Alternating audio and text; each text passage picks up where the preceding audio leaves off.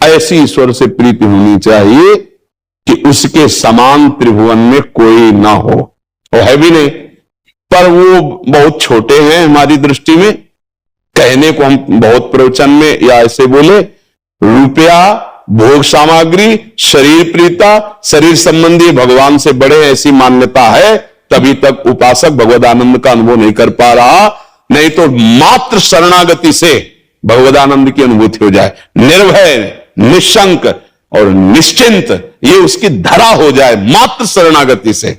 नारायण हरि भजन में पांचों स्वार्थ, विषय, भोग, निद्रा, हंसी, जगत प्रीति, बहुबात, ढूंढ लो। इन्हीं में ऐसे दोष हैं हमारे अंदर जो हमें भगवदानंद में नहीं डूबने देते।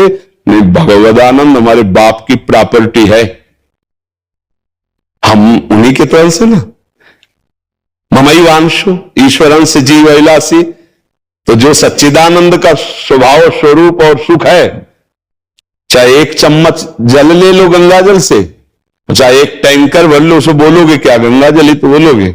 उस पूर्ण परमात्मा तत्व का जो अंश है वो चैतन्य घन, अमल है, निर्विकार है, सुख राशि है। सुख राशि शब्द श्री भगवान के लिए कहा गया, जो आनंद सिंधु सुख राशि। तो चेतन, अमल, सहज, सुख राशि। सुख राशि का अंश सुख राशि।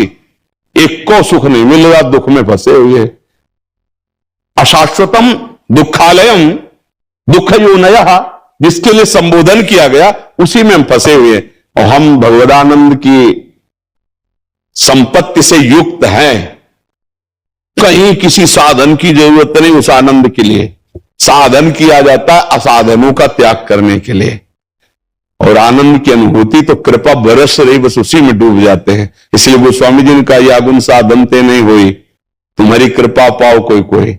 गुरु कृपा से असाधनों का त्याग हो जाए तो आपका स्वरूप ही सुख राशि है, आप परमानंद स्वरूप हैं पक्का, क्योंकि परमानंद प्रभु के अंश है। इसीलिए अचाह स्थिति उपासक की पैदा हो जाती है, कोई कामना नहीं। और जिसके हृदय में कोई चाह नहीं होती, तो वहां भगवान स्वयं प्रकाशित होकर निरंतर के लिए बैठ जाते हैं। जाहि न चाही कबों कछु, तुम सन सहज सने, तो बसो निरंतर तासुर सो राउर निजगे।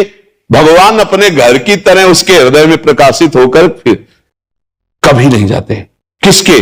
जिसके अंदर कोई चाह नहीं। जैसे ध्रुव जी के पास आए तो घर की तरह नहीं आए, ऑफिस की तरह आए। ऑफिस में आए, हाजिरी लगाई, चल दी। लेकिन गोस्वामी जी के पास, तुलसीदास जी के पास ऑफिस की तरह नहीं आए, घर की तरह आए। रात दिन हृदय मंदिर में प्रकाशित हो रहे।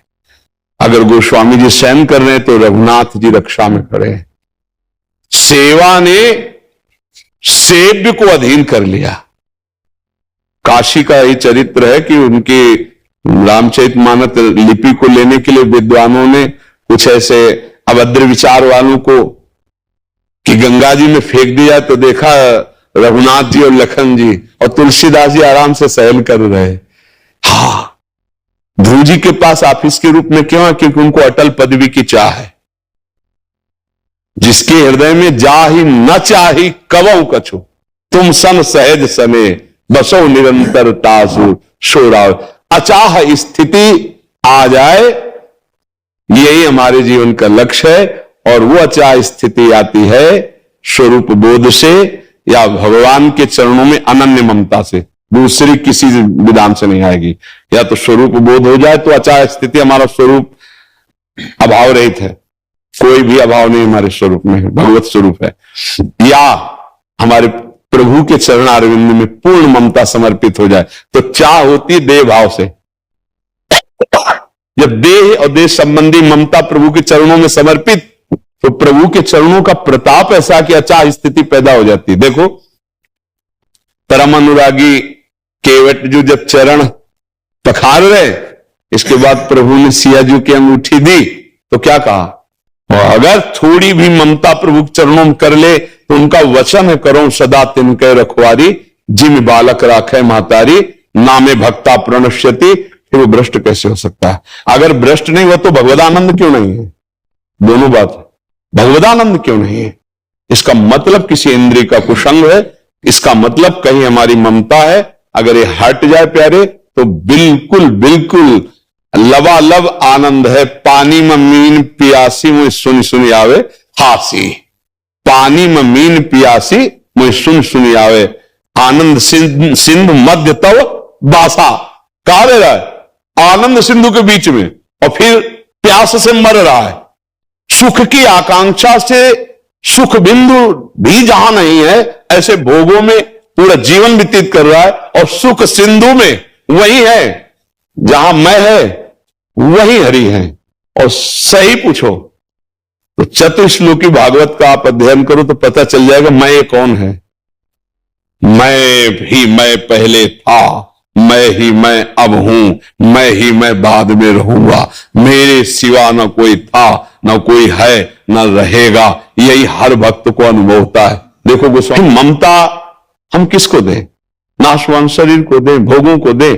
अब यही समझ ना पाने के कारण ममता हमारी फैल चुकी, इसीलिए भक्ति का आनंद नहीं मिल रहा, और ज्ञान केवल बुद्धि में रह रहा, अनुभव में नहीं आ रहा, इसलिए ज्ञान का लाभ नहीं मिल रहा।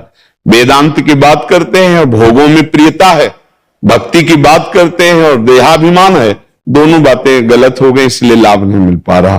तो हम ईश्वर से प्रेम करें ऐसा, जैसा अज्ञानी पुरुष अपने शरीर से प्रेम करता है, ऐसे हम बिल्कुल आत्मवत प्रभु के चरणों में पूरी ममता समेट दें, सबकी ममता ताक बटोरी, बढ़िया काम बन गया। आप समझ पा रहे? वासुदेव भगवान ने अपनी एक इच्छा प्रकट की कि मैं ही इतने सब रूपों में हो जाऊं, जैसे वेद में कहा गया एक हम बहुश्यामा, तो बहुत रूपों में फैल गए। अब इस रूप में आकर हम भूल गए अपने आप को, अपने को मनुष्य मानने लगे, स्त्री मानने लगे, पुरुष मानने लगे। अगर हम लौटे तो देखो, गीध देह तज धरि हरि रूपा, किस रूप में भगवान को प्राप्त हुआ? हरि रूप हुआ ना, आया ना रामायण में, गीध देह तज धरि हरि रूपा। एक जगह आया है कि मम दर्शन फल परम अनूपा, और जीव पाव निज सहज स्वरूप। वो सहज स्वरूप जानते हो क्या है? हरि, आत्मस्वरूप। देखो इस चौपाई का मनन करे, बहुत मनन से ही समझ में आएगा।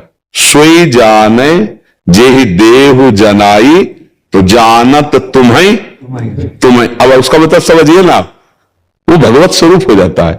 तो नर जो बना हुआ है वो अंदर में नारायण ही है, वो अपने को भूल करके नर शरीर में, जब कुत्ता बने तो कुत्ते स्वरूप में तन्मयता। हम इसका बहुत सरल उदाहरण देते हैं कि जब आदमी रिक्शा चलाता है, उसको बोले ए रिक्शा, खड़ा हो जाएगा। कुछ दिन बाद वो टैक्सी ले ले तो आप उसको बोले एक रिक्शा नहीं खड़ा होगा, अब उसको बोले ए टैक्सी, खड़ा हो जाए। क्या वो रिक्शा है? क्या वो टैक्सी है? पर वो उसका चालक होकर इतना तन्मय है कि उसको बोला जाता है रिक्शा, ए रिक्शा, तो खड़ा हो जाएगा। जी बोलिए, वो रिक्शा है, उसका नाम रिक्शा है। अगर सही ढंग से देखो तो रिक्शा उसकी गाड़ी है, वो थोड़ी है। तो ए पुरुष, ये गाड़ी है, हम खड़े हो गए। स्त्री, ये गाड़ी है, खड़े हो गए। बिल्कुल अज्ञान की तरह, ना कोई स्त्री है ना कोई पुरुष है, अंदर वही नारायण है। तो जो है वही है। जब आप अपने स्वरूप की तरफ बढ़ेंगे तो वही है, जानत तुम्हें तुम्हें। तो अब ये अज्ञानी जन थोड़ी सा कि मनुष्य कैसे नारायण हो सकता है, नारायण कैसे हो नहीं सकता है, वो है।